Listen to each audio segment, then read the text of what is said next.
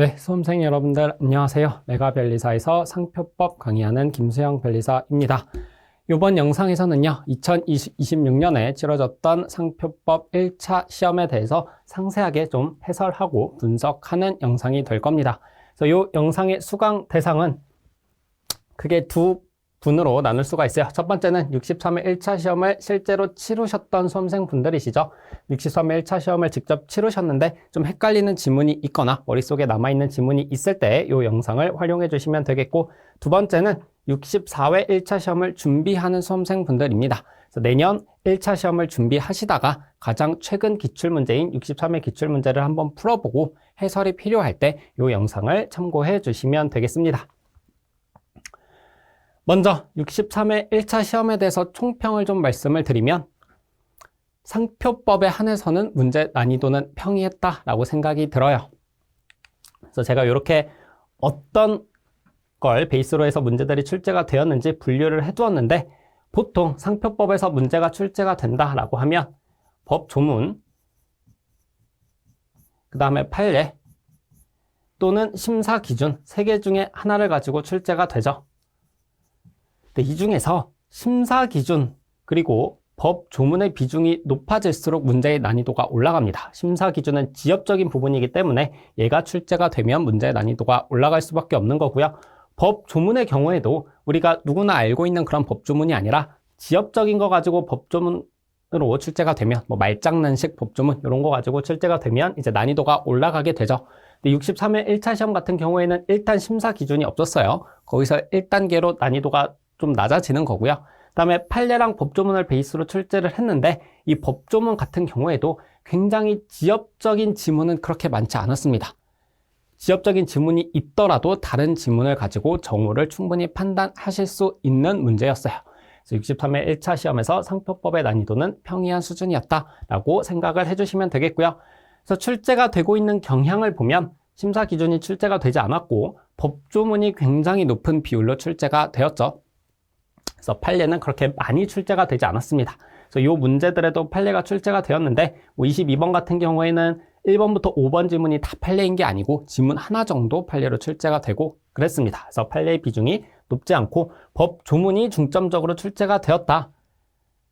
근데 이 출제 경향이 63회 1차 시험에서 새롭게 등장한 경향은 아니에요. 1차 시험에서 법 조문은 원래 가장 중요한 부분입니다. 그래서 여태까지 그랬던 것처럼 63회 1차 시험에서도 마찬가지로 우리가 앞으로 1차 시험을 대비한다면 법 조문을 굉장히 열심히 봐야 되겠구나, 법 조문을 꼼꼼히 봐야 되겠구나, 그리고 추가적으로 당연히 판례 챙겨줘야 되겠구나 라는 전통적인 경향에 맞춰서 출제가 되었다라고 생각을 해주시면 될 것 같고, 그래서 법 조문을 보는 게 굉장히 중요해진 거죠. 그래서 저는 제 기본서에는 상표법의 모든 법 조문을 다 수록을 해놨습니다. 기본서에 포함을 시켜놨어요. 여러분들이 조문 노트로 별도로 회독하실 필요 없도록 기본서에 포함을 시켜놨고, 그래서 만약에 거기 제가 기본서에 수록해둔 법 조문을 평소에 기본서 회독하실 때 계속 보셨던 분들이라면 어렵지 않게 63회 1차 시험에서는 9문제 이상 정도는 어렵지 않게 맞추실 수 있지 않았을까 생각을 하고요. 본격적으로 문제 1번부터 들어가겠습니다. 1번부터 20번까지는 특허법이기 때문에 상표법은 21번부터 시작을 하는 거죠. 그래서 이렇게 문제가 등장을 하는데, 상표 등록을 받을 수 있는 자 등에 관한 설명으로 옳은 것은 이라고 하면 문제 푸실 때 항상 여기다가 동그라미 체크해 주세요. 옳지 않은 것은 물어보면 X 표시해 주셔야 되고, 그래야 헷갈리지 않습니다. 1번 지문부터 보면 증명표장을 출원하거나 등록받은 자는 증명표장과 동일 유사한 표장을 단체 표장으로는 등록받을 수 없는데 업무 표장으로는 등록받을 수 있다라고 하고 있는데, 틀린 지문이죠. 왜냐하면 3조 5항에서 증명표장을 출원하거나 등록을 받은 자는 상표 단체 업무 표장으로 등록받을 수 없다라고 하고 있어요. 그리고 반대의 경우도 마찬가지죠. 상표 단체 업무 표장 등록을 받은 자는 증명표장으로도 등록을 받을 수 없습니다. 그래서 얘네 상호 간에는 서로 등록을 받을 수 없는 거예요. 어느 하나에 대해서 등록을 받았다면, 요거 등록 받았다면 요걸로 또 등록 받을 수 없고, 요거 등록 받았다면 요걸로 등록을 받을 수가 없습니다. 왜 그런 거냐면 얘와 얘의 본질이 달라서 그런 거예요. 증명표장은 기본적으로 품질을 보증한다.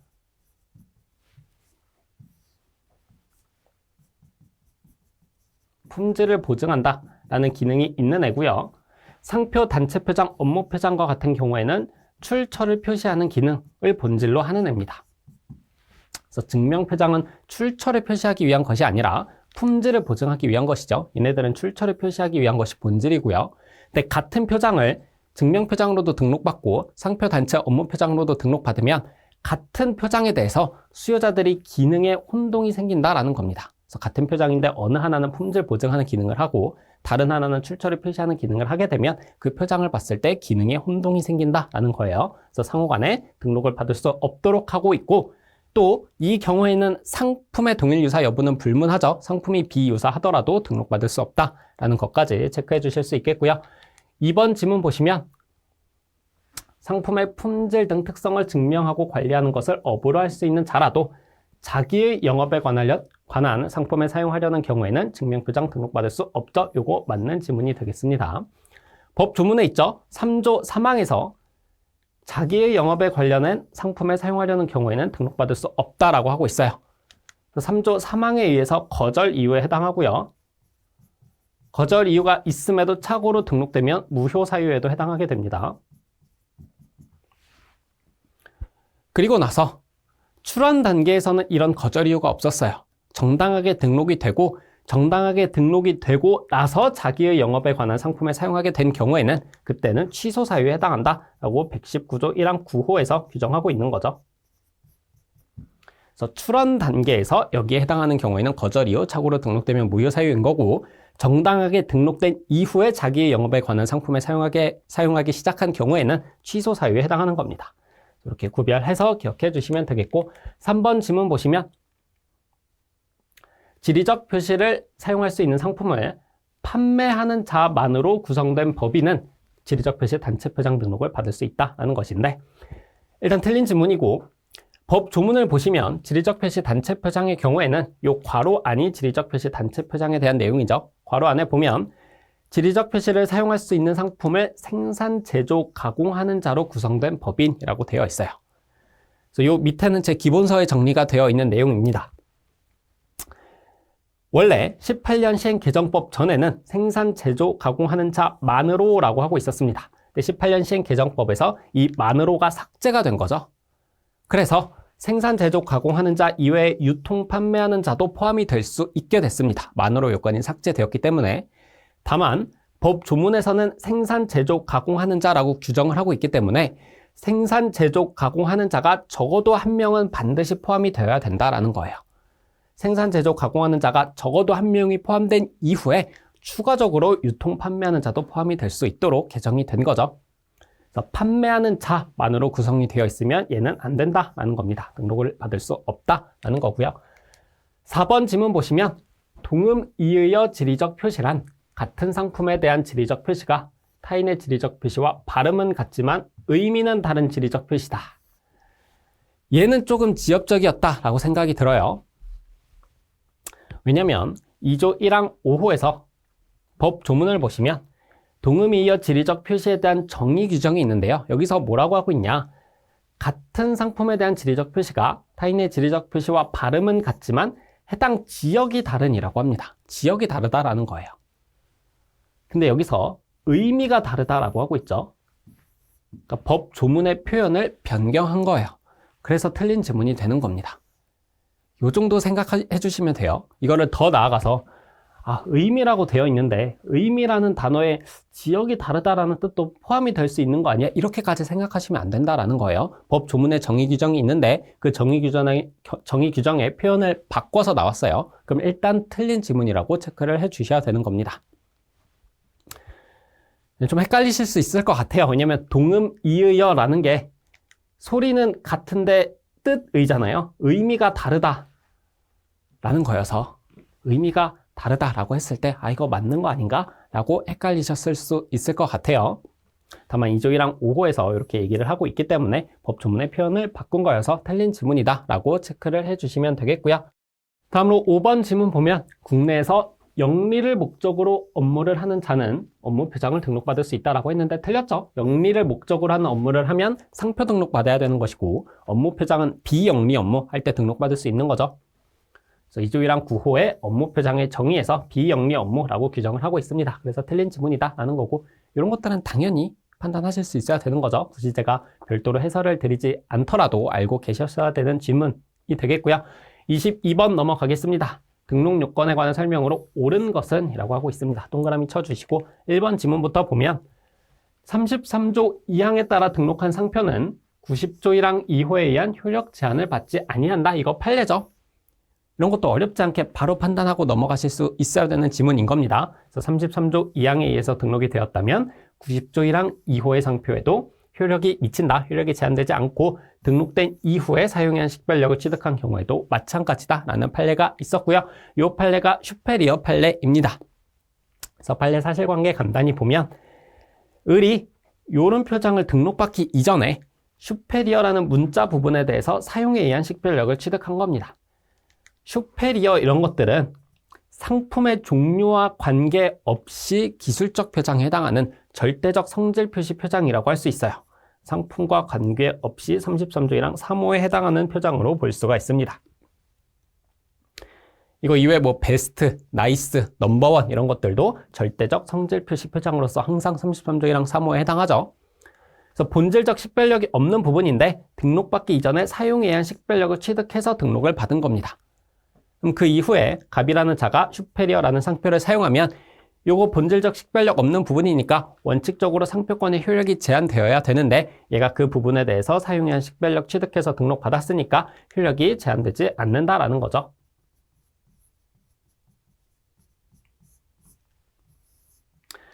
넘어가겠고요. 2번 지문 보면 33조 1항에 해당해서 등록받을 수 없는 상표라도 특정인의 상품에 관한 출처를 표시하는 것으로 식별할 수 있게 된 경우에는 상품과 사용한 상품과 동일 유사한 상품에 대해서 등록받을 수 있다라고 해서 틀린 겁니다. 이 유사 부분이 틀린 거죠. 왜냐면 33조 2항에서 그 상표를 사용한 상품에 한정해서 등록받을 수 있다라고 합니다. 즉 상표와 상품의 동일성이 인정되는 범위 내에서만 등록받을 수 있다라는 거죠. 그리고 이 동일성과 관련해서 33조 2항에서 판례들도 공부를 합니다. 이 동일성이다 라고 하는 것은 물리적 동일성 뿐만 아니라 사회 통념상 동일성까지 포함한다. 우리가 흔히 수험계에서 K2 판례라고 하는 판례도 기억을 해주시면 되겠죠. 그래서 사회 통념상 동일성 범위까지 포함하는데 그 범위를 탄력적으로 완화해서 해석하는 것과 관련해서 예를 들어서 X 플러스 A라는 상표를 사용하고 그 이후에 X라는 상표를 출원한 경우 또는 X라는 상표를 사용한 이후 X 플러스 A라는 상표를 출원한 경우 이렇게 두 가지 케이스가 또 있었습니다. 이런 판례도 같이 떠올려 주실 수 있겠죠. 유사 상품이라고 되어 있으니까 틀린 지문이다 라는 것이고 이 알파 판례가 있는데 이거 잠깐 설명을 드리면요. 이 알파 판례는 사용에 의한 식별력을 취득한 경우 요부로 볼 수 있는 상품의 범위와 관련된 쟁점입니다. 그래서 사용에 의한 식별력을 취득하면 유사 판단 시 요부로 볼 수 있어요. 근데 요부로 볼 수 있는 상품의 범위가 어디까지냐? 사용된 상품에 한하고 사용되지 아니한 상품에 대해서까지 요부로 볼 수는 없다. 즉 동일성이 인정되는 상품에 한해서 유사 판단 시 요부로 볼 수 있다라는 거죠. 그래서 판례 사실관계 보면 갑이 이런 표장을 등록받은 이후에 사용해서 요 알파 부분에 대해서 사용에 의한 식별력을 취득한 겁니다. 왜냐하면 알파 부분은 33조 1항 6호 소정의 간단하고 흔한 표장에 해당하기 때문에 본질적 식별력이 없는 부분이었는데 사용에 의한 식별력을 취득했다라는 거죠. 그 이후에 을이 이런 알파가 포함된 표장들을 사용한 겁니다. 그런데 을이 사용하고 있는 상품들은 이 그림 물감, 갑이 사용한 그림 물감과 동일성이 인정되는 상품도 있었고 동일성이 인정되지 않는 상품들도 있었습니다. 그래서 상품을 이렇게 두 가지 카테고리로 나누어서 동일성이 인정되는 상품을 사용했다라고 하면 그때는 유사 판단 시 이 알파가 요부가 될 수 있으니 양상표 유사 판단하면 유사하다라고 판단이 되는 거고요. 동일하지 않은 상품에 대해서까지 알파가 요부가 된다라고 볼 수 없으니까 이때는 양상표 유사 판단하면 비유사하다라고 판단이 되는 겁니다. 그런데 요 지문의 정오를 판단하시면서 요 판례를 떠올리시는 게 아니에요. 사실관계가 다른 겁니다. 얘는 등록 적격성을 물어보고 있는 거예요. 그래서 사용해야 할 식별력 취득한 경우 등록 적격성과 관련해서 상표와 상품의 범위를 물어보는 건데 얘는 판례가 아니고 이 33조 2항 법 조문에 의해서 해결이 되는 겁니다. 얘는 사용해야 할 식별력 취득한 경우 유사 판단 할 때 요구로 볼 수 있는 상품의 범위가 문제가 되는 거예요. 그래서 요 지문은 등록 적격성 물어본 거고 요 지문은 알파 판례, 유사 판단 시 적용이 되는 판례이기 때문에 이 지문의 정오를 판단하면서 요 판례를 떠올리셨으면 안 된다. 요 법 조문이 떠오르셨어야 된다라는 겁니다. 다음으로 3번 지문 보면 관용하는 상표는 33조 2항에 따라 등록할 수 있다. 틀렸죠? 관용하는 상표는 33조 1항 2호고요. 사용해야 한 식별력 취득의 경우에는 33조 1항 1호, 2호 제외하고 3호부터 7호까지에 대해서 인정이 됩니다. 법 조문에 규정을 하고 있죠. 심사 기준에서도 1호와 2호는 사용해야 한 식별력이 인정되지 않는다라고 이야기를 하고 있고요. 요거 관련해서 제가 작년에 진행했던 약점 공략 특강에서 요거 설명드리면서 이 법조문 하나만 알아도 여기에 1호와 2호가 포함되지 않는다라는 그거 하나만 알아도 그거 가지고 이렇게 많은 기출문제를 풀 수 있었다. 그러니까 이거 반드시 기억해달라고 강조해서 설명을 드렸던 적이 있습니다. 어렵지 않게 판단하실 수 있으셨을 거고, 다음으로 특정 지역의 상품을 표시하는 것이라고 수요자들에게 널리 인식되어 있는 타인의 지리적 표시와 동일 유사한 상표로서 지리적 표시를 사용하는 상품과 유사하다고 인정되어 있는 상품을 사용하는 경우 34조 1항 10호에 해당한다 라고 했는데 이게 틀렸죠. 34조 1항 10호는 지리적 표시에 대한 규정인데 34조 1항 9호 이거 주지상표와 관련된 인식도 관련된 부등록 사유죠. 이 9호에 대응되는 지리적 표시 관련 규정입니다. 10호는 법 조문 보시면 지리적 표시를 사용하는 상품과 동일하다고 인정되는 상품에 대해서 등록 배제효가 미쳐요. 그래서 유사 범위까지는 포함이 되지 않는다라는 거죠. 그래서 여러분들이 지리적 표시는 기본적으로 등록 배제효 또는 사용 금지효를 생각하실 때 항상 동일하다고 인정되는 상품 범위에서만 미친다라는 걸 기본적으로 생각을 해주시면 돼요. 그래서 지리적 표시와 관련된 규정들이 있습니다. 이 중에서 108조 2항 1호 얘만 이제 사용 금지효와 관련된 거고 나머지는 등록 배제효와 관련된 겁니다. 이때 지리적 표시가 등록 배제효 또는 사용 금지효를 미칠 때는 항상 동일성이 인정되는 상품 범위에 한한다라고 생각을 해주시면 된다라고 했죠. 그래서 지리적 표시와 관련된 여러 조문들이 있는데 80, 14, 16, 18, 19호는 항상 세트로 생각을 해주셔야 되는 조문이고 지리적 표시와 관련해서 그 다음에 선출원주의, 그 다음에 34조 3항도 있습니다. 얘는 취소심판 청구된 이후에 취소심결 확정되거나 존속기간 만료로 소멸하거나 상표권 포기한 경우에는 취소심판 청구일로부터 3년이 지나서 출원해야 등록받을 수 있다라는 취소심판 제도의 실효성 확보를 위한 그 조문이에요. 34조 3항. 이때 34조 1항 8호, 10호는 마찬가지로 지리적 표시를 기초로 하는 등록 배제효와 관련된 조문이기 때문에 상품의 범위는 동일 범위에 한해서 적용이 됩니다. 34조 1항 14호는 상표로 치면 34조 1항 13호와 대응되는 조문이죠. 부정한 목적, 이것과 대응되는 지리적 표시 조문인 거예요. 14호는. 그래서 여기서는 부정한 목적을 요구하고 있기 때문에 상품 범위에 제한이 없습니다. 34조 1항 13호와 마찬가지죠. 그래서 얘는 상품 범위에 제한이 없는 거고요.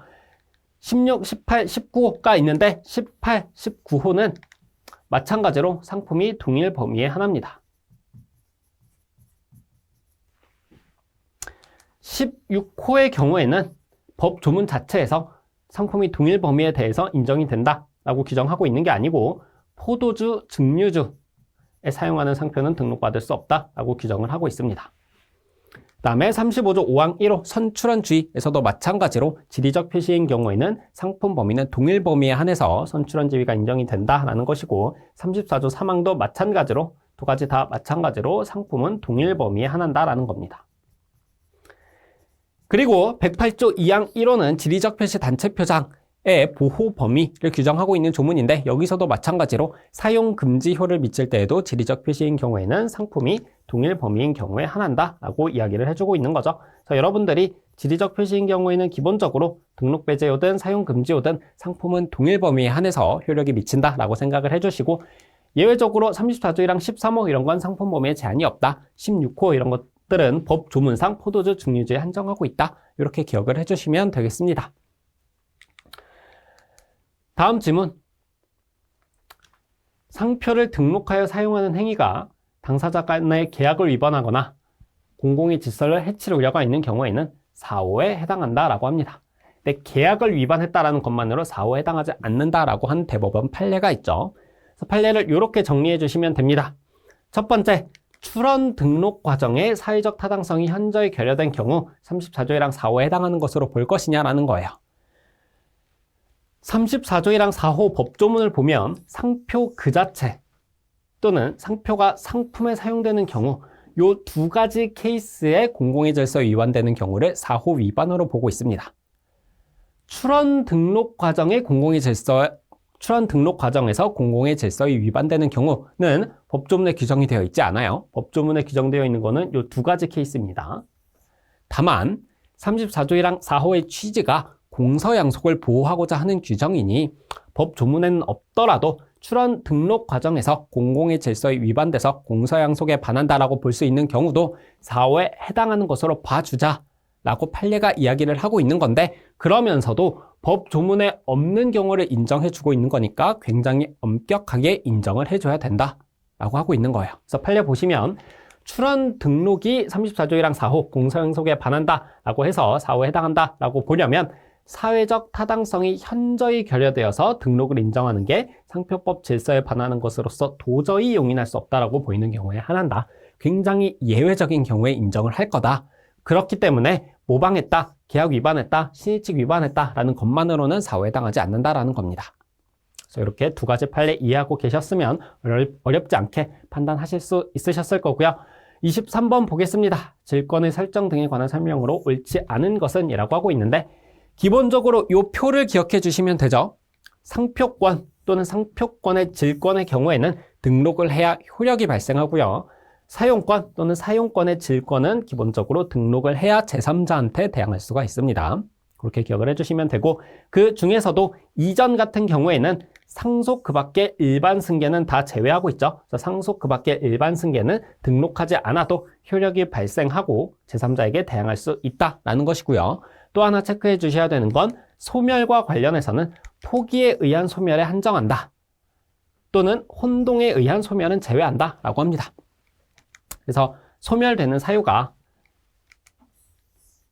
있다라고 할 때 이게 포기에 의한 소멸이고 나머지가 포기 이외의 기타 사유에 의해서 소멸되는 경우인데 이때 포기에 의해서 소멸되는 경우에만 등록해야 효력 발생하고 제3자에게 대항할 수 있다라는 것이고 이 포기에 의한 소멸 이외의 나머지 소멸 사유 중에 혼동도 당연히 포함된다라는 취지로 이해하시면 되겠습니다.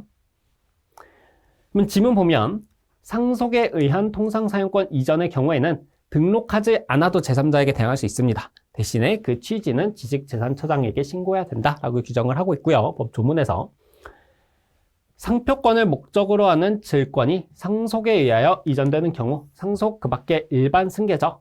등록하지 않아도 효력이 발생합니다. 둘 다 맞는 지문이 되겠고요. 3번 지문 보겠습니다. 질권을 설정한 경우에 질권자는 등록 상표를 사용할 수 없어요. 맞습니다. 법 조문에 있어요. 이거는 제가 추가적으로 더 설명드릴 내용은 없을 것 같고요. 4번 문제 보시면 상표권이 공유인 경우에 각 공유자는 다른 공유자 모두의 동의를 받아야 지분을 목적으로 하는 질권을 설정할 수 없다. 맞는 지문이죠. 동의를 받지 않으면 설정할 수 없다라는 거니까. 그래서 법 조문 93조 2항에 있죠. 다른 공유자 모두의 동의를 받지 아니하면 지분을 양도하거나 지분을 목적으로 하는 질권을 설정할 수 없다라는 건데 이거 공유 상표권의 공유 파트에서 이렇게 정리를 하고 계셨으면 돼요. 공유 상표권이 제한되는 경우 제가 기본서에서 이렇게 두 문자로 정리를 해드립니다. 첫 번째, 양도죠. 지분을 양도하는 경우 공유자 전원의 동의를 받아야 된다. 질권을 설정하는 경우, 지분을 목적으로 하는 질권을 설정하는 경우 다른 공유자 모두의 동의를 받아야 된다. 사용권 설정하는 경우에도 다른 공유자 모두의 동의를 받아야 되고요. 상품 분류 전환 등록 신청, 지정 상품 추가 등록 출원하는 경우에도 다른 공유자 모두의 동의를 받아야 됩니다. 다만 이것과 비교해서 존속기간 갱신 등록 신청은 공유인 경우 공유자 각자가 할 수 있었죠. 공유자 1인도 할 수 있었습니다. 그 다음에 심판 청구 또는 심결 취소 소송 관련된 쟁점이 있는데 심판 청구, 심결 취소 소송에서 당사자 적격은 요 표로 정리를 하고 계시면 되죠. 그래서 심판인 경우에는 124조에서 규정이 있습니다. 공유자가 청구인이 되든 공유자가 피청구인이 되든 전원이 청구인 적격, 피청구인 적격을 갖는다라는 것이고 심결 취소 소송에서 원고 적격과 관련해서는 1인이 심결 취소 소송 제기할 수 있다라는 대법원 판례를 떠올려 주시면 되겠고 피고 적격과 관련해서는 판례가 있는 것은 아니지만 전원을 상대로 심결 취소 소송을 제기해야 된다라는 점에 이견이 없다라는 점 간단히 기억을 해주시면 되겠습니다. 다음으로 업무 표장권을 목적으로 하는 질권은 설정할 수 없죠. 틀린 지문입니다. 93조 8항에서 업무 표장, 단체 표장, 증명 표장, 34조 1항 1호 다목 단서, 라목 단서, 3호 단서에 따른 상표권은 질권을 설정할 수 없다라고 규정을 하고 있고 이거 이렇게 표로 정리해 주시면 됩니다. 이것도 작년에 약점 공략 특강에서 이렇게 정리를 해 드렸었어요. 그래서 요 4개가 항상 세트로 등장한다라는 거죠. 단체 표장, 증명 표장, 업무 표장, 그리고 34조 1항 1호 다목, 라목 다목, 3호 단서 얘네들이 항상 세트로 등장하니까 같이 정리해 주시면 되고 얘네들은 기본적으로 이전이 엄격히 제한됩니다. 그래서 이런 사유가 있어야만 이전이 허용이 된다는 것이죠. 그리고 질권을 설정할 수 없습니다. 사용권도 설정할 수가 없어요. 근데 그 취지는 뭐냐면 생각을 해보시면 예를 들어서 증명표장 같은 거는 타인이 만든 상품이 어떤 품질을 만족하고 있으면 그 상품에 사용할 수 있도록 해주는 게 증명표장이에요. 근데 이러한 증명표장을 마음대로 이전하거나 질권을 설정한 경우에도 질권자가 권리 행사에서 강제 집행하면 제3자에게 그 권리가 이전이 될 수가 있죠. 그런 식으로 제3자한테 쉽게 이전이 되면, 마음대로 이전이 된다면 이거 아무나 쓰게 하면 안 되는 게 이 증명표장의 본질인데 이렇게 이전되거나 질권 설정하거나 사용권 설정해서 아무한테나 마음대로 쓰게 하면 안 된다라는 겁니다. 그래서 제한을 두고 있는 거예요. 그래서 질권 설정은 안 되고 사용권 설정도 안 되는데 얘는 법 조문이 비어있다라는 점까지 체크를 해드렸었어요. 그래서 혹시나 지엽적으로 출제가 되어서 얘네들에 대해서는 사용권 설정할 수 없다라고 상표법에서 규정하고 있다라고 지문이 등장하면 이거 틀렸다고 보셔야 된다라는 점까지 설명을 드렸었습니다. 그래서 물론 사용권 설정할 수 없도록 보는 게 타당합니다. 그냥 법 조문에 빈 공간이 있다라고 생각을 해주시면 되겠습니다. 어렵지 않게 판단해 주실 수 있으셨을 거고 24번 보겠습니다. 옳지 않은 것은 권리 소진에 대한 것으로 옳지 않은 것은 이고요. 1번 지문 보시면 그냥 권리 소진에 대한 의 일반론 판례 그대로 들어가 있습니다. 이런 것들은 당연히 보자마자 맞다라고 판단을 해주셔야 되는 거고요. 2번 지문 보시면 상표권자가 등록상표가 표시된 상품을 양도한 경우라도 동일성을 해할 정도로 가공 또는 수선한 경우에는 권리를 침해한다. 즉 뭐예요? 권리가 소진되지 않는다라는 거죠. 이것도 맞습니다.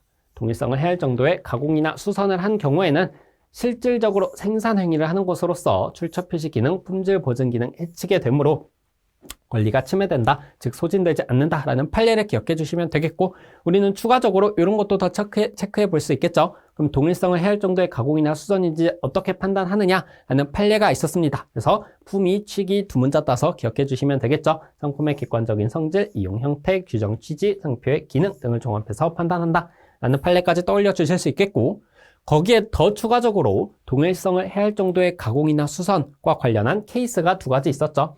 일회용 카메라에 필름을 교체한 경우에는 일회용 카메라에서 필름이란 성능이나 품질에 있어서 중요하고 본질적인 부분인데 요거 교체했다. 그럼 동일성을 해할 정도의 가공이나 수선이다. 권리 소진되지 않는다라는 케이스 하나 있었고요. 트럼프 카드 뒷면에 특수 염료로 문이나 숫자를 인쇄한 경우 이때는 요 인쇄된 문이나 숫자는 적외선 카메라 등을 통해서만 확인을 할 수 있기 때문에 그걸 알고 취득하는 수요자들은 출처 혼동이나 품질 오인 염려가 없고요. 모르고 취득하는 수요자들은 그냥 트럼프 카드의 본래 용도대로 사용을 할 수 있다는 거죠. 그래서 이런 케이스까지 우리가 떠올려 볼 수 있겠습니다. 다음으로 3번 지문이 있는데 진정상품 병행 수입과 관련된 지문입니다. 근데 진정상품 병행 수입과 관련된 지문이고, 진정상품 병행 수입이 허용되기 위한 요건에 대한 요 판례는 알고 계셨을 거예요. 허용되기 위한 요건이 3가지가 있어요. 진정상품이어야 되고, 출처의 동일성 인정돼야 되고, 품질의 동일성이 인정이 돼야 됩니다. 판례가 이렇게 요건 3가지를 딱딱 이야기해주고 있었죠. 그리고 나서 지문을 보면 한국 등록상표와 동일한 출처를 표시하는 것으로 볼 수 있는 상표. 그럼 이거 뭐 얘기하고 있는 거예요? 출처의 동일성 이야기하고 있는 거죠. 그 뒤에 보면 외국 상표권자가 수입된 상품에 상표를 부착했다. 외국의 상표권자가 수입된 상품에 상표를 부착했다. 이거 진정상품이라는 뜻입니다. 그러면 여기까지는 이거 진정상품이라는 뜻이구나. 그 다음에 그 뒤에 보시면 수입품과 한국 상표권자가 등록상표를 부착한 상품 사이에 품질의 실질적인 차이가 없다. 이거 뭐예요? 품질의 동일성. 그러면 결국 진정상품, 출처의 동일성, 품질의 동일성 다 만족한다라는 겁니다. 진정상품 병행 수입의 요건을 모두 만족하기 때문에 허용되어서 침해가 아니다 라고 하면 맞는 지문이다 라는 거고요. 다음 지문 보시면 통상사용권자가 계약의 부수적인 조건을 위반해서 상품을 양도한 경우에도 일률적으로 권리소진 원칙이 배제된다. 틀렸죠? 이 판례 알고 계셨으면 됩니다. 그래서 권리가 소진되려면 상표권자는 그의 동의를 얻은 자가 양도를 해야 되는데 통상사용권자가 그 사용권 설정 계약 내용을 위반했다라는 거죠. 그래서 지정상품 존속기간 이런 통상사용권의 범위는 통상사용권 계약에 따라 부여되는 건데 그 계약을 넘는 통상사용권자의 사용행위는 상표권자의 동의를 받지 않은 거다. 그러니까 동의를 받지 않은 자가 양도한 거니까 권리가 소진되지 않아야 된다라는 것인데 그게 원칙인데 다만 부수적인 조건 위반한 경우까지 일률적으로 그렇게 판단할 것은 아니고 계약의 구체적인 내용, 출처 표시 기능, 품질 보증 기능의 훼손 여부, 상표권자가 보상을 받았음에도 추가적으로 유통을 금지할 이익, 수요자 보호의 필요성 이런 것들 고려해서 판단을 한다라는 것이고 실제 메트로시티 판례 사안이죠.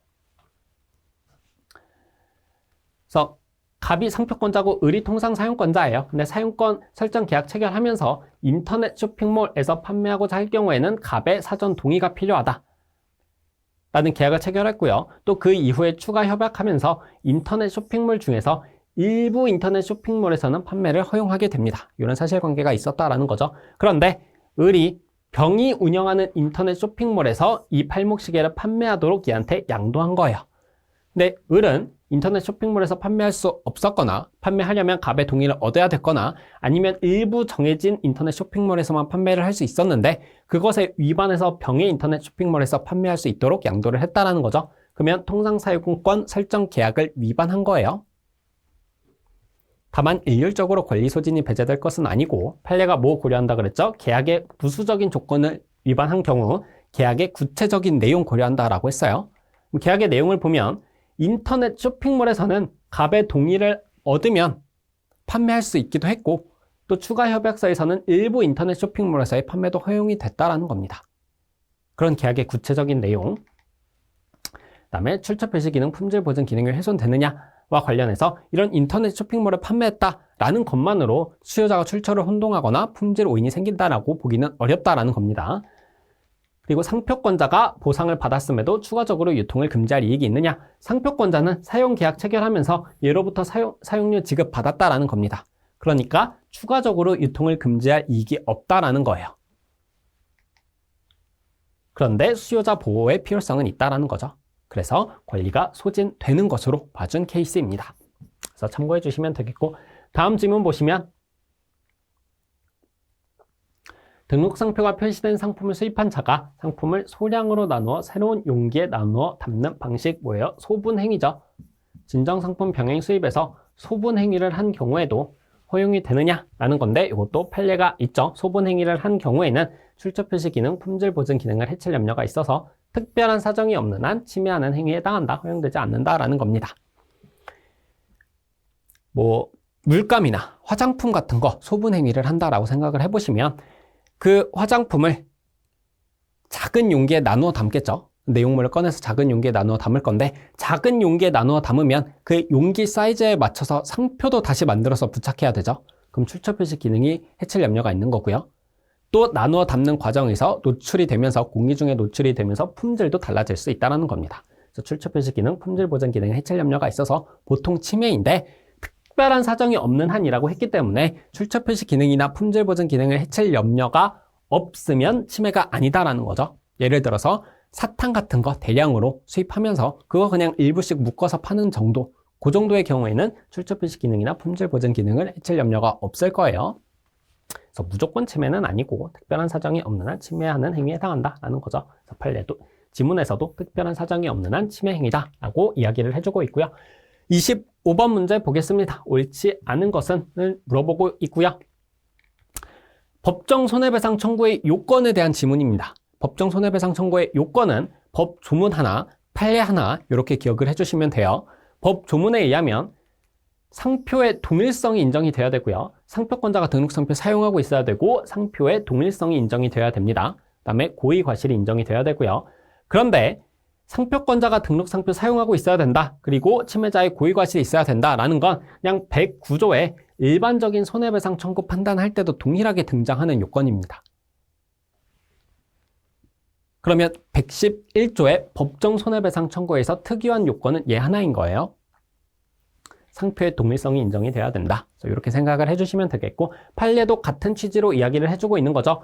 위조 상표의 사용, 이게 동일 범위의 침해라고 생각을 해주시면 됩니다. 동일 범위의 침해가 있는 경우에는 피해자가 쉽게 권리구제를 받을 수 있도록 하는 예외적인 규정이기 때문에 적용 요건은 법문에 규정된 대로 엄격하게 해석해야 된다. 따라서 상표권자가 상표를 사용하고 있어야 되고 상표의 동일성이 인정이 돼야 된다. 그 요건을 만족해야 111조의 법정 손해배상 청구할 수 있다라는 거죠. 그래서 1번, 2번 지문 읽어보시면 다 맞는 지문입니다. 111조의 요건을 그대로 이야기를 해주고 있고요. 3번 지문 보면 상표권자와 침해자가 동종 영업을 하고 있는 것을 증명하면 손해를 입었음이 사실상 추정된다라는 거 우리 판례로 공부했죠. 요 같은 취지의 판례가 110조 3항에도 있고요. 110조 4항에도 있고요. 110조 6항에도 있어요.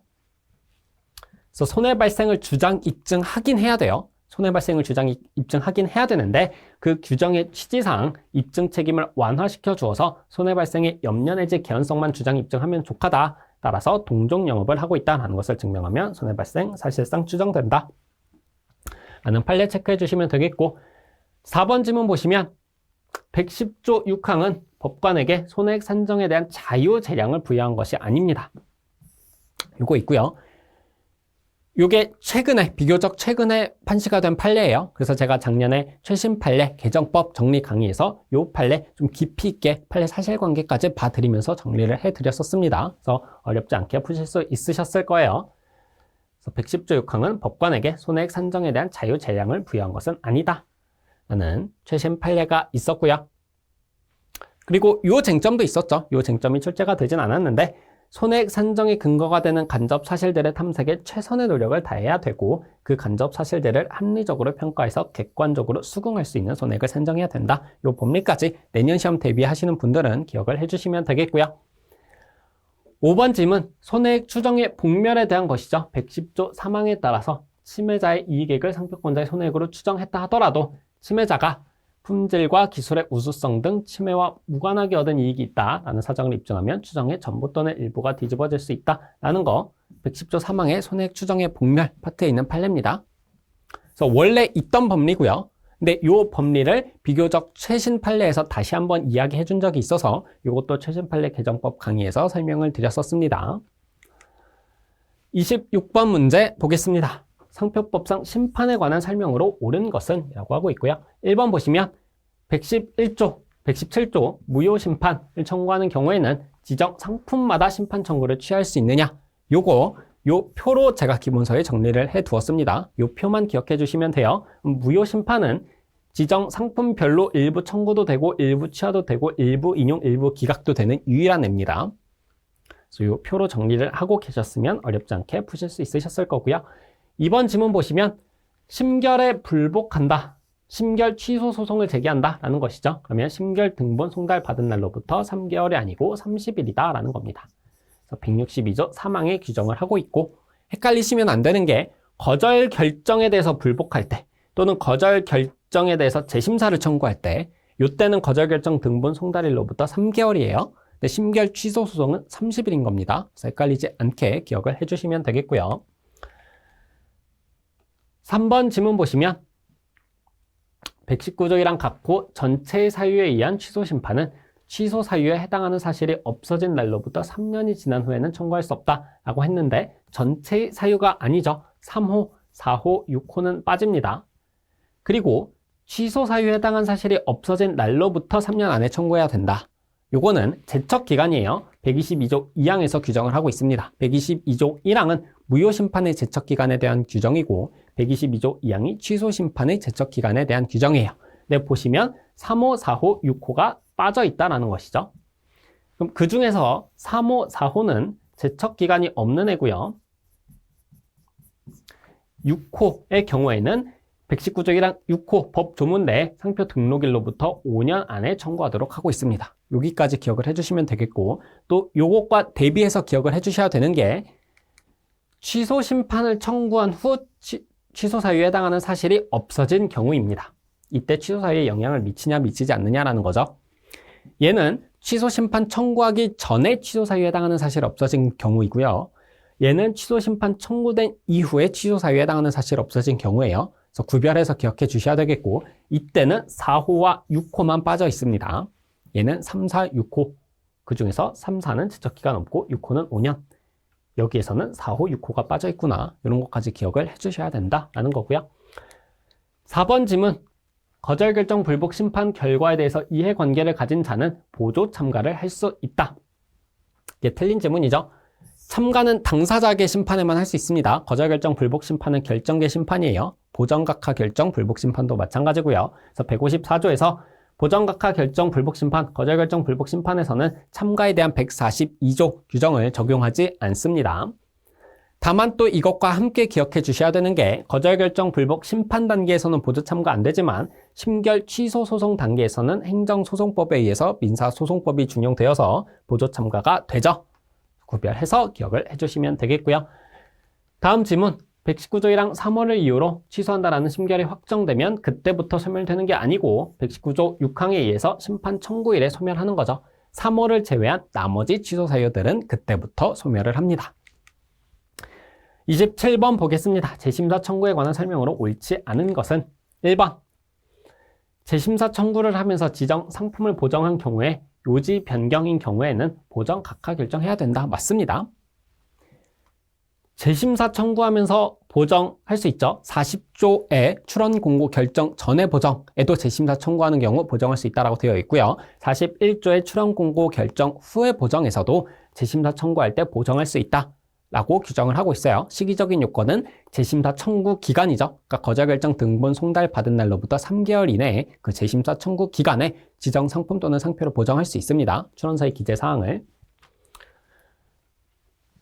그래서 당연히 그 보정이 부적법하다라고 하면 42조에 의해서 보정 각하할 수 있는 겁니다. 이때 만약에 부적법해서 보정이 각하됐어요. 재심사 청구를 하면서 보정했는데 보정이 각하됐어요. 그러면 재심사 청구 절차에서는 보정 전에 출원서, 상표, 상품 가지고 심사를 다시 하게 되는 거고요. 만약에 보정이 적법하면 그때는 재심사 청구 절차에서 보정이 된 이후에 출원서, 상표, 상품을 가지고 심사를 하게 되죠. 그래서 만약에 보정 각하가 돼서 보정 전에 출원서, 상표, 상품 가지고 재심사를 하게 되면 아무래도 다시 거절 결정이 내려질 확률이 높아질 거고요. 2번 지문. 재심사 청구 시 의견서 반드시 제출해야 되는 거 아닙니다. 보정은 반드시 해야 된다. 근데 의견서는 선택사항이다라는 겁니다. 물론 실무상은 의견서 내지만 법 조문상으로는 보정은 필수, 의견서는 선택이다라는 겁니다. 이 점 체크해 주시면 되겠고 3번 지정상품 추가 등록 출원, 존속기간 갱신 등록 신청, 상품 분류 전환 등록 신청에 대해서는 재심사 청구할 수 있다라고 되어 있는데 얘는 안 돼서 틀린 겁니다. 이것도 이렇게 표로 정리하시면 된다라고 설명을 드렸어요. 이것도 작년에 약점 공략 특강에서 설명을 드렸던 내용이고요. 이렇게 세 가지 항상 세트로 등장을 하죠. 출원 공고 이의 신청은 얘만 준용이 됩니다.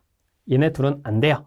왜냐? 존속기간 갱신 등록 신청은 실체 심사가 없죠. 실체 심사가 없으니까 실체 심사 과정에서 일어나는 출원 공고, 이의 신청 이런 거 당연히 준용이 안 되는 거고요. 상품 분류 전환 등록 신청은 실체 심사가 있습니다. 있지만 단순한 유급은 전환하는 것에 불과하기 때문에 출원 공고를 해서 이의 신청까지 받고 그럴 실익이 없어서 준용을 하지 않고 있는 거고요. 재심사 청구는 실체 심사가 있는 애들은 준용하고 없는 애는 준용하지 않는 겁니다. 상표권이 공유인 경우에는 존속기간 갱신 등록 신청만 각자 할 수 있고 나머지는 공유자 전원이 해야 된다라는 것이고, 이 세 가지 제도 다 국제 상표 등록 출원, 국제 등록 기초 상표권에서는 적용이 되지 않는다라는 것까지 이 표로 한 큐에 정리를 해주시면 되겠고요. 거절 결정 불복 심판의 청구 기간이 17조 법정 기간의 연장입니다. 도서, 벽지 등 교통이 불편한 지역에 있는 자의 경우에는 기간을 연장해 줄 수 있다는 것이죠. 연장된 경우에는 그 기간만큼 재심사 청구 기간도 연장된다. 재심사 청구 조문에 있어요. 결정 등본 송달 받은 날로부터 3개월 이내 해야 되는데 괄호 안에 17조 1항에 따라서 거절 결정 불복 심판 청구 기간이 연장된 경우에는 그 연장된 기간을 말한다라고 하고 있죠. 그래서 이 괄호 안에 내용이 출제가 된 거고, 그래서 여러분들이 1차 시험을 대비하시는 입장에서는 이렇게 법조문에 괄호 안에 기재되어 있는 거 이런 것까지도 보셔야 된다라는 거예요. 항상 설명을 드리는 게 1차 시험에서는 어떤 게 중요한지 중요하지 않은지를 판단하시면 안 돼요. 이거 뭐 괄호 안에 있는 거 이거 중요하겠어? 이런 판단을 하시면 안 된다라는 겁니다. 이런 것까지 다 봐주셔야 된다 라는 거고요. 법정 기간의 연장 쟁점이 등장한 김에 특허법, 상표법, 디자인보호법 이렇게 한 큐에 정리하실 수 있다라는 거 체크하고 넘어갈게요. 먼저 주체 보면 상표법을 우선적으로 정리하고 그것과 비교해서 특허법, 디자인보호법을 정리해 주시면 편리합니다. 그래서 주체를 보면 상표법은 지식재산처장이 법정기간의 연장을 할 수 있고요. 지정기간의 연장 및 단축에 대해서는 지식재산처장, 심판원장, 심판장, 심사관이 할 수 있고 기일의 변경은 심판장, 심사관이 할 수 있습니다. 이거 차례대로 17조 1항, 17조 2항, 17조 3항에서 규정을 하고 있어요. 그리고 법정 기간은 연장만 되고 지정 기간은 연장도 되고 단축도 된다라는 점도 체크해 주실 수 있겠고요. 디자인 보호법은 주체가 동일합니다. 완전히 동일해요. 특허법과도 동일한데 얘는 심사관이 빠지고 심판장만 있습니다. 이거는 어쩔 수 없어요. 개별적으로 기억을 해 주셔야 되는 부분이 되겠고, 그 다음에 법정 기간의 연장 사유를 보면 얘네 둘은 결정계 심판이죠. 결정계 심판 플러스 이의 신청 이유 등의 보정 기간 인 거고요. 요것과 다 대응됩니다. 그래서 디자인 보호법은 결정계 심판이 요렇게 두 가지가 있는 거예요. 거기에 플러스 이의 신청 이유 등의 보정 기간 대응되는 거죠. 특허법의 경우에는 결정계 심판이 예인 겁니다. 이의 신청 이유 등의 보정 기간은 없는 거예요. 왜냐하면 특허법에서는 이의 신청 제도가 없기 때문에. 그래서 상표법을 기준으로 두 가지 법을 다 함께 정리를 해주시면 된다라는 거고요. 재심사가 청구된 경우에 거절 결정 취소된 것으로 보죠. 법 조문이 있습니다. 이럴 때 출제가 되진 않았지만 취소된 것으로 추정한다 이렇게 나오면 틀렸다라고 판단하실 수 있어야 돼요. 본다, 간주니까요. 28번 보겠습니다. 조약에 따른 우선권 주장에 대한 설명으로 옳은 것은 라고 하고 있고요. 기억 보면 출원할 때 우선권 주장 안 했더라도 추후 출원서를 보정해서 우선권 주장할 수 있다라고 했는데 이거 틀렸죠. 출원할 때 해야 됩니다. 46조 3항에서 보면 출원할 때 출원서의 그 취지를 기재해야 된다는 겁니다. 출원할 때 우선권 주장해야 되고요. 증명 서류는 출원일로부터 3개월 이내입니다. 그래서 주장 출원 시에 해야 된다는 거 체크해 주시면 되겠고, 니은 동맹국에서 정식으로 수리되어 출원일이 부여된 정규 출원은 출원이 취하된 경우에도 우선권 주장의 기초가 될 수 있습니다. 파리 협약에서 규정을 하고 있어요. 그래서 우선권 주장의 기초가 된 출원, 즉 제1국에서의 출원의 경우에는 정규의 국내 출원이어야 되는데 이 정규의 국내 출원에 해당한다면 그 출원의 결과 여부에 불구하고 우선권 주장의 기초로 삼을 수 있다는 겁니다. 우리가 우선권 주장의 요건을 이렇게 정리하고 계시면 되죠. 그래서 1국 출원의 요건과 2국 출원의 요건으로 나누어서 정리를 하고 계시면 되는 거고, 1국 출원의 요건 중 1국 출원인이 파리 협약상의 권리 능력을 가진 자여야 된다. 가볍게 체크해 주시면 되고, 최선성, 정규성 만족해야 된다라는 거죠. 정규성은 정식으로 수리가 되어서 출원일이 부여된 출원을 말하는 게 정규성이고요.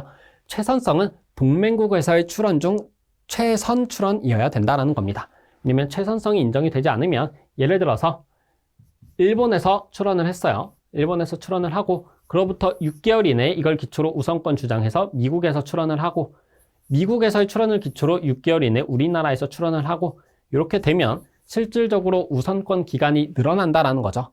그래서 미국을 기초로 우선권 주장할 수 없습니다. 최선 출원인 일본 거를 기초로만 우선권 주장할 수 있기 때문에 일본 출원일로부터 6개월 이내 해야 된다라는 취지죠. 그래서 최선성과 정규성을 만족해야 된다. 그래서 정규성을 만족해야 된다라는 것이고 이때 정규성을 만족하면 출원일이 정식으로 수리되어서 출원일이 부여된 정규 출원에 해당한다면 그 이후에 저 출원이 무효가 됐든 취하가 됐든 포기가 됐든 상관없다라는 것까지 체크해 주시면 되겠죠.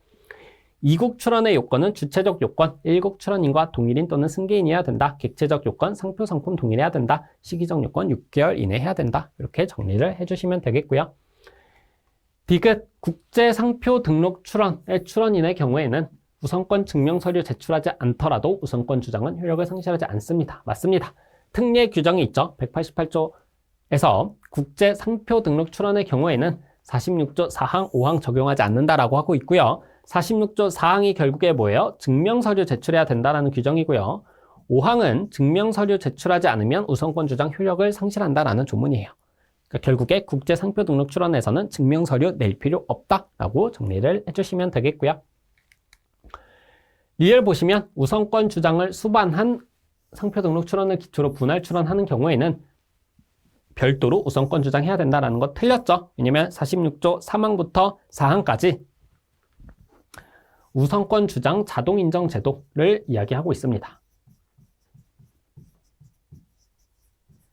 그래서 법 조문 보시면 분할의 기초가 된 상표 등록 출원이 46조에 따라 우선권 주장을 한 출원인 경우에는 분할 출원에 대해서도 우선권 주장 한 것으로 보고 증명 서류도 제출한 것으로 봅니다. 우선권 주장 자동 인정된다라는 것이고, 그래서 여러분들이 분할 출원 조문을 읽으실 때 이 부분을 파악을 하실 수가 있는데요.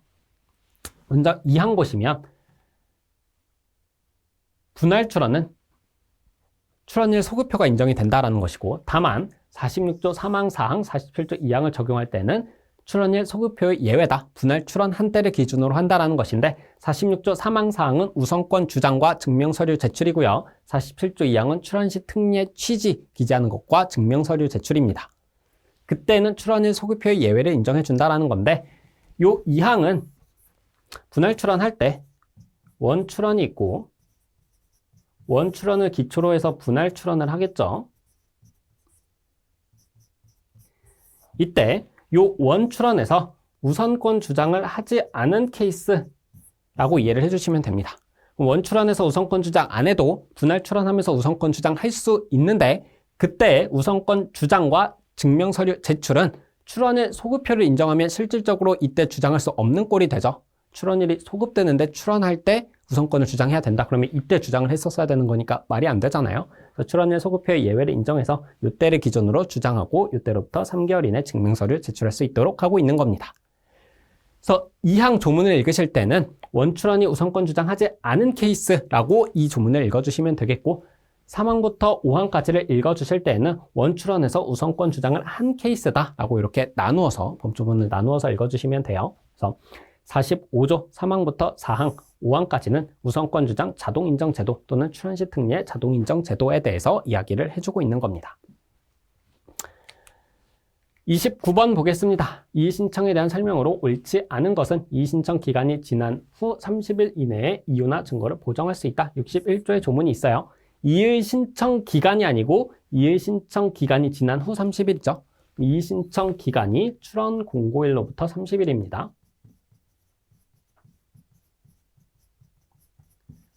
그래서 출원 공고일로부터 30일부터 30일 이내에 이유나 증거를 보정할 수 있다. 61조의 규정이 있고요.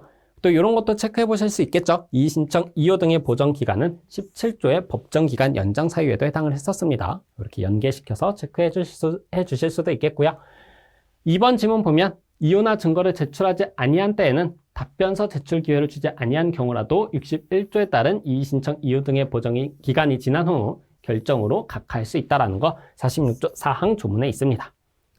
60조 1항에 따른 이의신청 기간 내 이유나 증거를 제출하지 않은 경우 이의신청 기간 내에 이유나 증거를 제출하지 않았어요.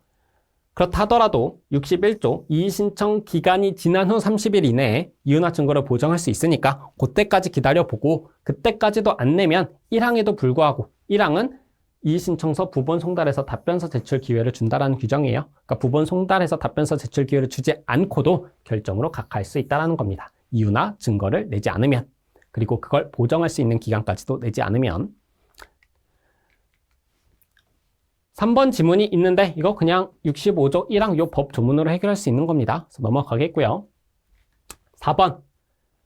이것도 역시나 그냥 63조 요 조문 하나 가지고 해결할 수 있는 겁니다. 제가 더 이상 설명드릴 내용이 없어요. 넘어가겠고요. 5번 지문 보시면 지정상품 추가 등록 이의 신청의 이유는 통상의 상표 등록 이의 신청 이유와 동일하다 라고 되어 있어요.